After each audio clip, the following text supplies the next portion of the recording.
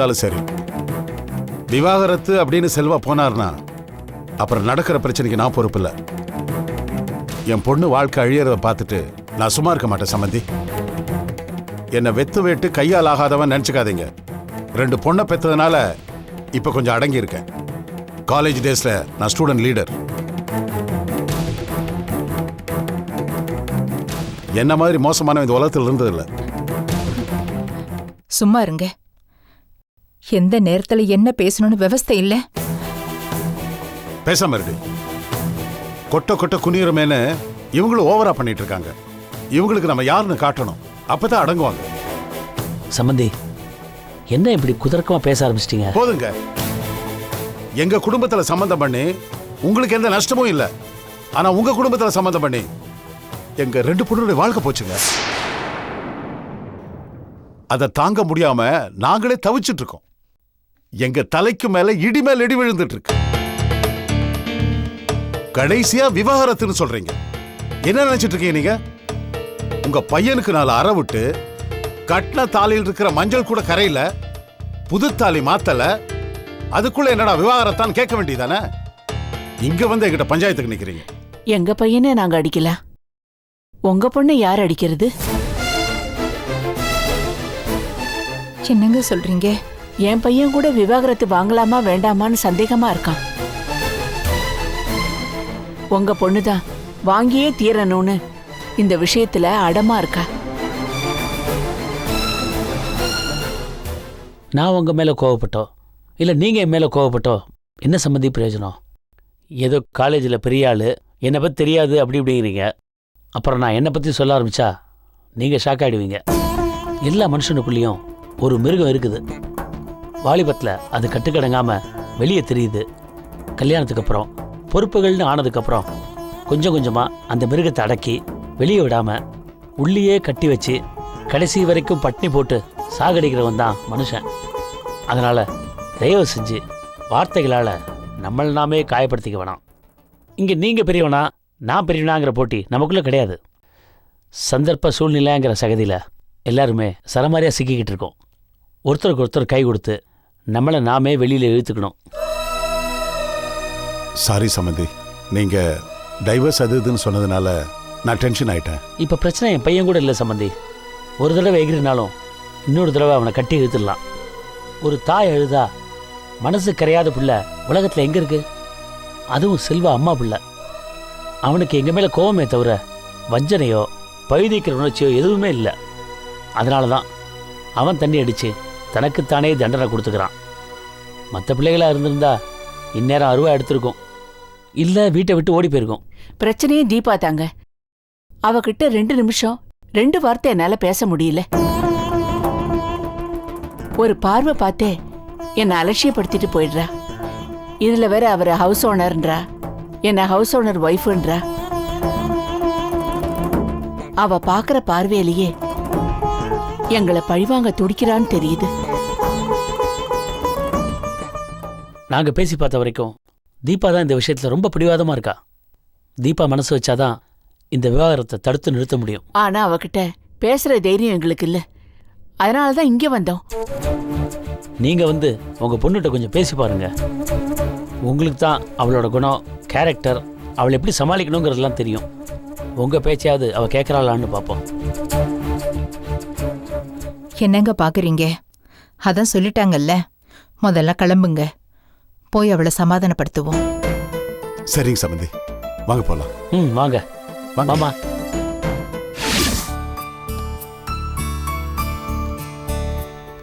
என்னங்க என்னங்க?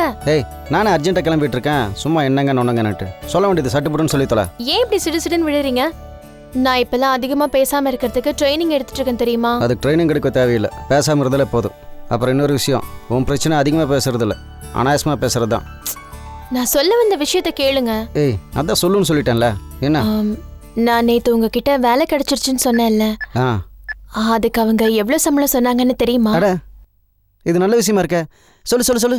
ஆமா போங்க, நான் ஆசையா பேசலான்னு வந்தா வள்ளு வள்ளுன்னு கத்த வேண்டியது. ஏய் சாரி லீலா, நான் கொஞ்சம் டென்ஷனில் இருந்தேன். வீட்டு வாடகை, கரண்ட் பில்லு, மளிகை சாமான் பாக்கி எவ்வளோ பிரச்சனை இருக்கு, அதான் அப்படி பேசிட்டேன். சரி சொல்லு. 9,000 ரூபாய் கேட்டேன். அவர் உனக்கு எவ்வளோ கொடுக்குறேன்னு சொன்னார்? நான் இன்னும் முடிக்கவே இல்லையே. 18,000மா? ஆமாங்க. அப்பா, 18,000மா? ஆ, என் பொண்டாட்டிக்கு வேலை கிடைச்சிருச்சு. என் பொண்டாட்டிக்கு என்ன 18,000 ரூபாய் சம்பளத்துல வேலை கிடைச்சிருச்சு. கீழே இறக்கி விடுங்க. ஐயோ, உட்காரு. என்ன பண்ணுவீங்க? அடடே, கவனிக்காம வந்துட்டேன்ப்பா. இல்லை சார், வேலைக்கு தான் கிளம்பிட்டு இருந்தேன். அப்படியா? நான் இந்த பக்கமா வந்தேன், அப்படியே உன்னை பார்த்துட்டு போலாமேன்னு. சார், வீட்டு வாடகை பாக்கிய கூடி சீக்கிரம் கொடுத்துறேன் சார். சேச்சா, அதுக்கு வரலப்பா. ஜெராக்ஸ் கடைக்கு உன்னை வேலைக்கு அனுப்புனேனே, வேலை பிடிச்சிருக்கான்னு கேட்டு போக வந்தேன். வேலையெல்லாம் பிடிச்சிருக்கு சார், ஆனால் சம்பளம் தான் கொஞ்சம் கம்மி. ஒன்றும் இல்லாததுக்கு இதுவாவது இருக்கட்டுமே கிருஷ்ணா. ஆமாம் சார். என்னம்மா? கொஞ்சம் இருங்க. ஆ, அப்புறம் கிருஷ்ணா, உன் முதலாளி எப்படி இருக்காரு? அவர் நல்லா இருக்காரா? அவர் நல்லா இருக்கார் சார். தங்கமான மனுஷன், என்ன ஒரு சொந்த பிள்ளை மாதிரி பார்த்துக்கிறாரு. லீலா. சார், இந்தாங்க. என்னம்மா அது? இதை இப்போதைக்கு வச்சுக்கோங்க, வாடகையில் அப்புறமா கழிச்சுக்கலாம். ஏம்மா, இன்னைக்கு வெள்ளிக்கிழமை, லட்சுமி வீட்டுக்கு வரணும். ஆனா நீ எனக்கு பணம் கொடுக்குறியே, பரவாயில்லையா? சார், உங்க வீட்டுக்கு தானே வருது, இதுவும் உங்க வீடு தானே சார். எல்லாம் ஒண்ணுக்குள்ள ஒண்ணு தானே. அதுவும் சரிதான். சில ஓனர்லாம் 1 மாசம் வாடகை கொடுக்கலனாலும் வாய்க்கு வந்தபடியெல்லாம் பேசுவாங்க. ஆனா நீங்க அப்படி இல்ல சார். வாடகையை பத்தி பேசாம என் வீட்டுக்காரருக்கு நல்ல வேலை வாங்கி கொடுத்துருக்கீங்க. நீங்க வேலை வாங்கி கொடுத்த ராசி எனக்கு ஒரு நல்ல வேலை கிடைச்சிருக்கு. அப்படியா? லீலா, இது எதுக்கு அவர்கிட்ட சொல்லிட்டு இருக்க? அப்புறம் வாடகையை ஏற்றுட்டு போறாரு. என்னமோ வாடகை ஏத்துனா மட்டும் டான்னு கொடுத்துட்ற மாதிரி. இல்லை சார், சும்மா தமாசுக்கு சொன்னேன். பணம் பெருசு இல்லப்பா, மனசும் மனுஷங்களும் தான் பெருசு. என் வீட்டில் குடியிருக்கிறவங்க நல்லபடியா இருக்கணும், அதான் எனக்கு வேணும். சந்தோஷம் சார். ரொம்ப நன்றி சார். உங்களை மாதிரி ஒரு வீட்டு ஓனர் எல்லாருக்கும் கிடைக்கணும். இந்தாங்க. வெள்ளிக்கிழமையா இருக்க, பரவாயில்லையாம்மா? ஐயோ, புடிங்க சார். சரிம்மா, தேங்க்யூ. வரேன் கிருஷ்ணா. சரி சார், வரேம்மா. ஆ, லீலா, அப்போ நானும் வேலை கிளம்பட்டுமா? சரிங்க. சரி, அப்போ நான் போயிட்டு வரேன். என்னங்க அங்கேயே பார்த்துட்டு இருக்கீங்க? கிளம்புங்க. திரும்ப யாரும் வரக்கூடாது. இல்லை, ஏய், அடி, கிளம்புங்க. போங்க. வரேன்.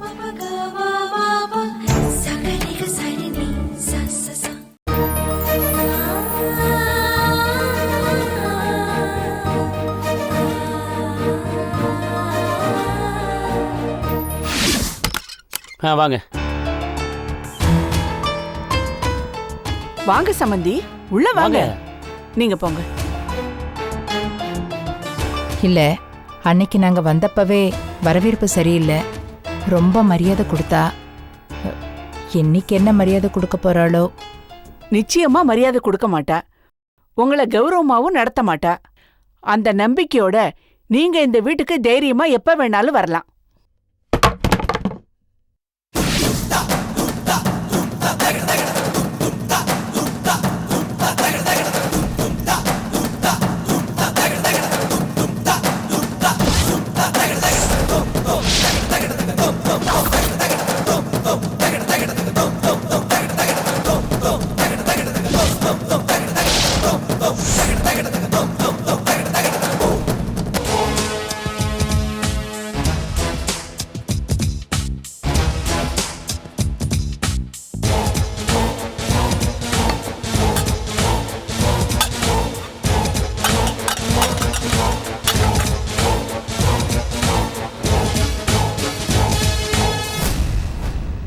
இன்னும் சமைக்கல? இல்லம்மா, இப்பதான் வெளியே போயிட்டு வந்தேன், 1/2 மணி நேரத்துல சமைச்சிடுறேன். வேண்டாம், நான் ஹோட்டல் ஆர்டர் பண்ணி சாப்பிட்டுக்கிறேன். அம்மாடி தீபா, என்ன? நான் உன் அம்மாடி. அந்த வார்த்தையை கேட்டு கேட்டு புளிச்சு போச்சு. அந்த உறவெல்லாம் முறிஞ்சு போச்சு, நான் அன்னைக்கு சொன்னேன்ல. என்னம்மா நீ, கல்யாணம் ஆகி எத்தனை நாள் ஆகுது? இன்னும் எத்தனை நாளைக்கு தான் இப்படி ஆத்திரமா கோவமா இருக்கிறதா முடிவு பண்ணிருக்க? எனக்கு விவாகரத்து ஆகிற வரைக்கும்.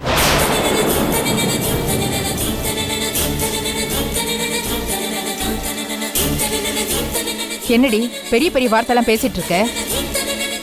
இப்ப நீ என்ன வாழ்ந்து பார்த்து உன் வாழ்க்கை கசந்து போச்சு? உனக்கு என்ன விவாகரத்து கேக்குது? திரும்ப திரும்ப பழைய விஷயத்த பேசி என்ன பிரயோஜனம்? எனக்கு கல்யாணம் பண்ணி வைக்கிற வேலையை நீங்க பண்ணீங்க. உங்க 4 பேரோட கடமை அதோட முடிஞ்சு போச்சு. இப்போ எங்களோட வாழ்க்கை இது. நாங்க வாழ்றோம், சாகுறோம், இல்ல டைவர்ஸ் கூட பண்றோம். அது எங்க தலையெடுத்து, எங்களோட முடிவு. அதுல நீங்க ஏன் தலையிடுறீங்க? இப்படி பெரியவங்க கிட்ட விதண்டாவாதமா பேசினா எப்படிமா? எங்க வயித்து வலிக்கு ஒரே மருந்து விவாகரத்து 1 மட்டும்தான். அந்த நல்ல முடிவை நான் சொல்லாமலேயே செல்வா செய்யறாரு. இதுல தடுக்கிறதுக்கு என்ன இருக்கு? நீங்க எங்களுக்கு கல்யாணம் பண்ணி வச்சீங்க, எங்க உணர்ச்சியை நசுக்கிட்டீங்க, வேடிக்கை பார்த்துட்டு இருந்தீங்க. அப்ப நாங்களும் வேடிக்கை தான் பார்த்துட்டு இருந்தோம். இப்ப நாங்க விவாகரத்து பண்றோம், நீங்க தள்ளி நின்னு வேடிக்கை பாருங்க. That's all. தீபா, எத்தனையோ முறை உங்க அக்கா கல்யாணம் தடங்களாகி நின்னது. அதை ஒரு எச்சரிக்கையை அப்பவே நாம எடுத்துக்கல. அதான் விதி தன்னோட விளையாட்டை விளையாடுருச்சு. உங்க அக்கா மண்டபத்தில் இருக்கும்போதே அவளை மணவரையிலேருந்து எழுப்பிட்டு ஒன்றை உட்கார வச்சு உன் கழுத்துல கட்டாயமா தாலி கட்ட சொல்லியிருந்தா நீ இப்படிலாம் நடந்துக்கிறதுல ஒரு அர்த்தம் இருக்குமா? உங்க அக்கா அந்த நேரத்தில் காணாம போயிட்டா. வேற வழி இல்லாம தான் நாங்க இந்த கல்யாணத்தை நடத்தினோம். செல்வாவுக்கு உன்னை கல்யாணம் பண்ணி வைக்கணும்னு எங்களுக்கு திட்டமே இல்லை. உன் அக்கா சந்தியாதான் அந்த கடிதத்துல ஸ்பஷ்டமா எழுதி வச்சுட்டு போனா. இல்லைன்னா அப்படி ஒரு யோசனை எங்க யாருக்குமே தோணாம போயிருக்கும். மண்டபத்துக்கு வந்த வேற ஏதோ ஒரு பொண்ணு கூட அன்னைக்கு இருந்த சூழ்நிலையில மணப்பொண்ணா மாறி இருக்கலாம். இல்ல செல்வா கல்யாணம் நின்னு கூட போயிருக்கலாம். சந்தியா சொன்னதுனாலதான் உன்னை மணப்பொண்ணா ஆக்கணுங்கிற யோசனையே எங்க எல்லாருக்கும் வந்துச்சு. என்னவோ நாங்க பண்ணி வச்சிட்டோம்னு வார்த்தைக்கு வார்த்தை எங்களை குத்தம் சொல்றியே. நாங்க ஒன்று உன்னை கத்தி காட்டி மிரட்டலையே. நீயும் செல்வாவும் மேஜர் தானே. அப்ப நீ என்ன சொல்லியிருக்கணும்? நீங்க என்ன சொன்னாலும் நாங்க கல்யாணம் பண்ணிக்க மாட்டோம், ஒன்னா வாழ மாட்டோம்னு. நீ ஏன் பிடிவாதமா இருக்கல? நாங்க உன்னை கல்யாணம் பண்ணிக்கன்னு சொல்லவே இல்லையேம்மா. கொஞ்சம் நினைச்சு பாரு, உங்க அம்மா என்ன சொன்னாங்கன்னு. நானும் உங்க அப்பாவும் செத்து போறோம், நீ உன் வாழ்க்கையை சுதந்திரமா அமைச்சுக்கோ அப்படின்னு அந்த உரிமையை உனக்கு தானமா கொடுத்தோம். எந்த சந்தர்ப்ப சூழ்நிலைக்கு நாங்கள் கட்டுப்பட்டு இந்த கல்யாணத்தை பண்ணி வச்சோமோ அதே சந்தர்ப்ப சூழ்நிலைக்கு கட்டுப்பட்டு தாமா நீயும் செல்வாவும் கல்யாணம் பண்ணிக்கிட்டீங்க. அந்த நேரம் முகூர்த்த நேரம் நெருங்கிட்டதுனால எல்லாருமே உணர்ச்சிகளுக்கு அடிமை ஆயிட்டோம், சூழ்நிலை கைதிகளாக மாறிட்டோம். இதில் எங்கள் 4 பேரை மட்டும் நீங்கள் 2 பேரும் குற்றம் சொல்றதுல அர்த்தமே இல்லை தீபா. ஓஹோ, அதாவது பெரியவங்க நீங்க, உங்களோட வார்த்தைய நாங்க மதிச்சது தப்பு அப்படின்னு தானே சொல்ல வரீங்க? அதனாலதான் இப்ப மதிக்க மாட்டோம், எங்களை டைவர்ஸ் பண்ண விடுங்கன்னு கேக்குறோம். தீபா, வாமா, நீதான் கல்யாண சத்திரத்திலேயே கலந்து போன விஐபி ஆச்சே. என்னதான் பிரச்சனை இருந்தாலும் பெத்த பொண்ணு இன்னொருத்தவங்க வீட்டுக்கு அனுப்புறோமே அப்படின்னு உனக்கு கூட துணைக்கு வரணும்னு தோணுச்சா? ஒரு அனாதை மாதிரி தன்னு தனியா நான் இந்த வீட்டு வாசல்ல வந்து நின்ன. என்ன தைரியத்துல என் மூஞ்சில முழிக்கிறதுக்கு வந்தீங்க? தீபா, போதும். சந்தியா எங்க? அவ கிடைச்சாளா இல்லையா? அவளை தேடுற முயற்சியாவது நீங்க பண்ணீங்களா இல்லையா? அவளை காணோன்னு போலீஸ்ல கம்ப்ளைண்ட் பண்ணிருக்கோம், கூடிய சீக்கிரத்தில் கிடைச்சிருவா. அப்படி அவ கிடைச்சு திரும்பி வர வரைக்கும் தான் நான் இந்த வீட்ல இருப்பேன். அவ திரும்பி வரும்போது எனக்கும் செல்வாவுக்கும் விவாகரத்து ஆயிருக்கும்.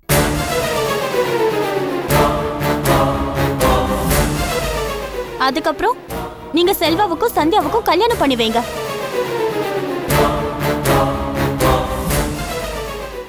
நான் என் வழிய பாத்துக்கிறேன். அந்த கல்யாணம் நடக்கணும்னு தான் இந்த விவாகரத்தே நடக்குது. இதை யாரும் தடுக்க முடியாது. தடுக்கணும்னு முயற்சி பண்ணாதீங்க.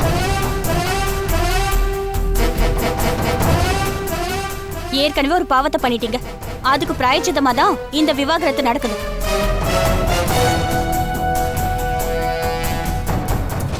என்ன ஹவுஸ் ஓனர் சார், உங்க அம்மா சொன்ன மாதிரி தெய்வகுத்தம் போயிடுச்சுன்னு நினைக்கிறேன்.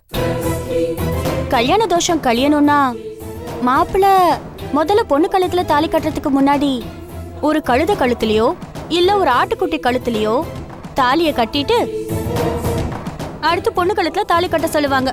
அந்த தோஷமும் போயிடுன்னு சொல்லுவாங்க. என்ன ஒரு ஆட்டுக்குட்டியாவோ ஒரு கழுத்தையாவோ நினைச்சுக்கோங்க. ஏன் கழுத்துல தாலி கட்டிட்டாரு பூங்க பையன். அப்போ தெய்வகுத்தம் போயிடுச்சுல்ல, கல்யாண தோஷமும் போயிடுச்சு. சீக்கிரம் விவாகரத்துக்கு ஏற்பாடு பண்ணுங்க ப்ளீஸ்.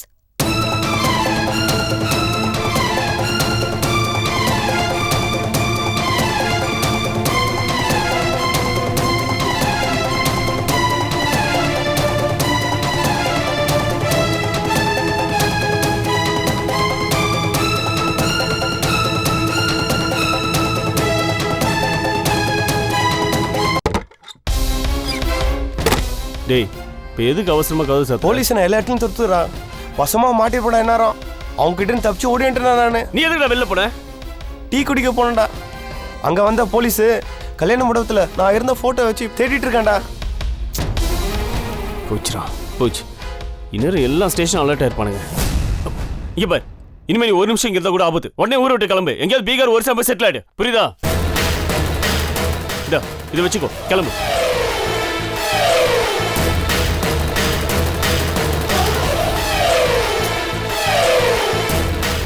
என்னடா 2000 வச்சு நான் என்ன பண்ண முடியும்? டேய் அங்க போய் அட்ரஸ் அனுப்புடா, நான் உனக்கு பணம் அனுப்புறேன். இந்த கதைலாம் வேணாடா. டேய் நான் போலடா. வேண்டாம். அப்போ உன்ன 3000 கூட எனக்கு. டேய் நான் போட்டுமா இருக்கட்டுமா?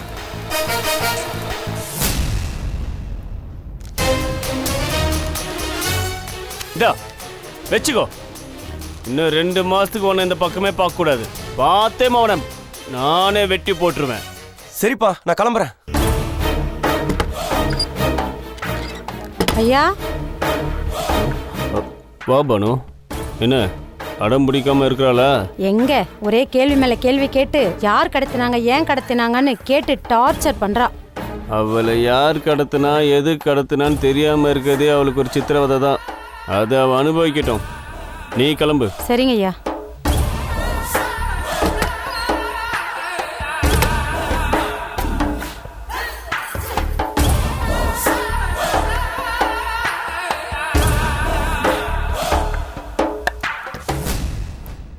இந்தம்மா பொண்ணு பொண்ணு இங்க பாரு.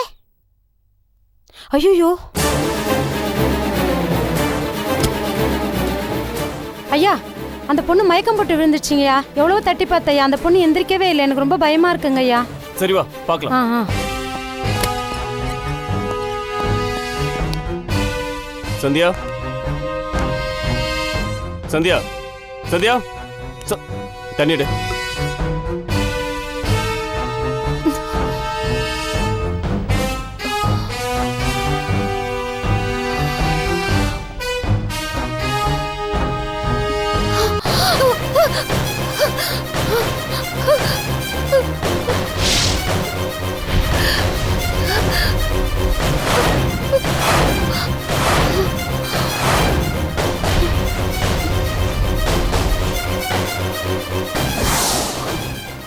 என்ன அப்படி பாக்குற?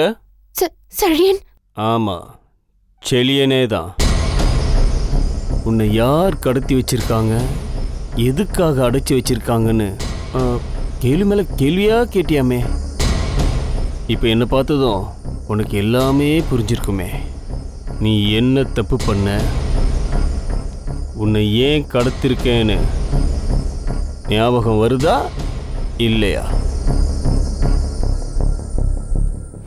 ओम विनायकाय नमः, ओम विघ्नराजाय नमः, ओम गौरीपुत्राय नमः, ओम घनेश्वराय नमः, ओम स्कंदाग्रजाय नमः, ओम अव्ययाय नमः, ओम भूदाय नमः, ओम दक्षाय नमः, ओम अत्यक्षाय नमः, ओम तुजप्रियाय नमः, ओम प्रगृध्यै नमः, ओम विगृध्यै नमः, ओम विद्यायै नमः, ओम सर्वभूतहृदप्रदायै नमः, ओम श्रद्धायै नमः, ओम विबुद्ध्यै नमः, ओम सुरभ्यै नमः, ओम परमात्मिकायै नमः, ओम वासै नमः, ओम पद्मालयायै नमः, ओम पद्मायै नमः, ओम सुषये नमः.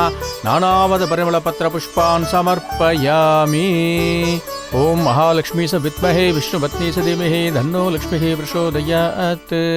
ओम राजाधिराजाय प्रसह्य साहिने नमो वयं वैश्रवणाय गुर्महे समे कामां कामकामाय मह्यं कामेश्वरो वैश्रवणो ददातु कुबेराय वैश्रवणाय महाराजाय नमः.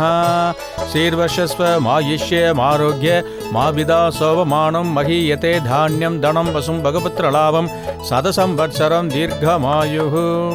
ओम सदमानं भवति सतायत् पुरुषत् सधेन्द्रियायुष्येवेन्द्रिये प्रतिष्ठति.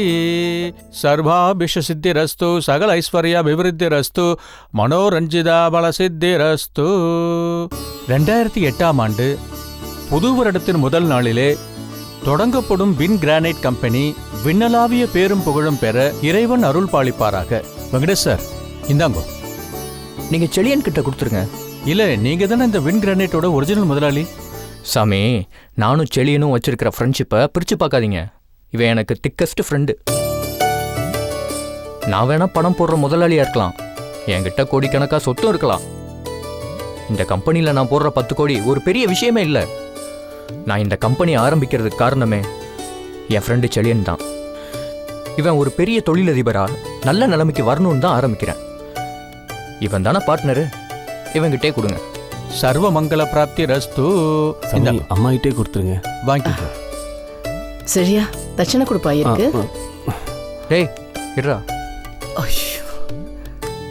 இந்தாங்க சாமி. ரொம்ப சந்தோஷம். வரம்மா, வரேன். வெங்கடேஷ், செழிய மாதிரி நீ எனக்கு ஒரு புள்ளதான்ப்பா. நீ செஞ்ச இந்த உதவியை நாங்கள் மறக்கவே மாட்டோம். அம்மா, நம்ம அம்மா புள்ள உறவு என்னைக்குமே நீடிக்குமா? ஆனால் அதே சமயம் செழியனோட திறமை மேலே நம்பிக்கை வச்சு நான் இந்த கிரானைட் பிஸ்னஸை அவனுக்காக ஆரம்பித்து கொடுக்குறேன். 1 வருஷத்துக்குள்ள நான் இந்த பிஸ்னஸில் போடுற 10 கோடியை அவன் லாபகரமாக திருப்பி தர்றதா என்கிட்ட ப்ராமிஸ் பண்ணியிருக்கான். நிச்சயமாடா, அதில் எந்த டவுட்டுமே இல்லை. ஷூர். அப்புறம் அதுக்காக 24 மணி நேரமும் நீ வேலைன்னு ரொம்ப ஸ்ட்ரெயின் பண்ணிக்காத. நான் போட்ட முதலீடு எனக்கு திரும்பி வர 4-5 வருஷம் ஆனாலும் பரவாயில்ல. நீ சொன்னபடி வெற்றிகரமாக இந்த தொழிலை நடத்தி அந்த 10 கோடியை நீ எனக்கு திருப்பி தந்துட்டேன்னா நான் என் பிஸ்னஸை முழுசாக உங்ககிட்ட ஒப்படைச்சிட்றேன். ஒன்றை முதலாளி ஆக்கிட்டு நான் இதிலேருந்து விலகிடுறேன். டேய், நீ மேலே வச்சிருக்க நம்பிக்கைக்கும் நம்ம ஃப்ரெண்ட்ஷிப்புக்கும் நான் என்றைக்குமே உனக்கு நன்றி கடன் பட்டிருக்கேன். இங்கே பாரு, இன்னைக்கு கிரானைட் பிஸ்னஸ் ரொம்ப லாபகரமாக போயிட்டு இருக்கு. நான் சொன்ன மாதிரி 1 வருஷத்தில் உனக்கு 10 கோடி ரூபா கொடுத்துட்டு நானே இந்த கம்பெனிக்கு முதலாளி ஆடுறேன். என் கூட ஹெல்ப்புக்கு பீட்டர், என் அசிஸ்டன்ட், அவர் இருக்கார். Hello sir. Hi. All the பெஸ்டா. தேங்க்யூடா. அப்புறம் உன்கிட்ட ஒரு சின்ன ரெக்வெஸ்ட். டேய், ரெக்வெஸ்டா? ஆர்டர் போடுறா. இப்போதைக்கு நீ தானே இந்த கம்பெனியோட முதலாளி. சேச்சா, அப்படிலாம் இல்லைடா. ஒரு சின்ன ப்ரெஷர் குக்கருக்கு கூட சேஃப்டி வால்வ்னு ஒன்று இருக்குது. பல கோடி இன்வெஸ்ட் பண்ணுறதுனால நாமளும் அது மாதிரி ஏதாவது ஒன்று வைக்கணும். ஒரு சின்ன யோசனை. சொல்லுடா, என்ன பண்ணலாம்? நான் பல கோடி முதலீடு பண்ணுறதுனால உன்கிட்ட அடிக்கடி கணக்கு கேட்டால் உனக்கு கஷ்டமாக இருக்காதா? அதனால் உன் கணக்கு வழக்கு விஷயத்தில் என் ஆள் ஒருத்தர் இருந்துட்டா அவங்க எனக்கு அப்பப்போ அப்டேட் பண்ணிடுவாங்க. நான் ஒன்றை தொந்தரவு பண்ண மாட்டேன். நிச்சயமாடா. நானே உன்கிட்ட சொல்லலான்னு இருந்தேன், நீயே சொல்லிட்டேன். ஒரு நிமிஷம். சந்தியா,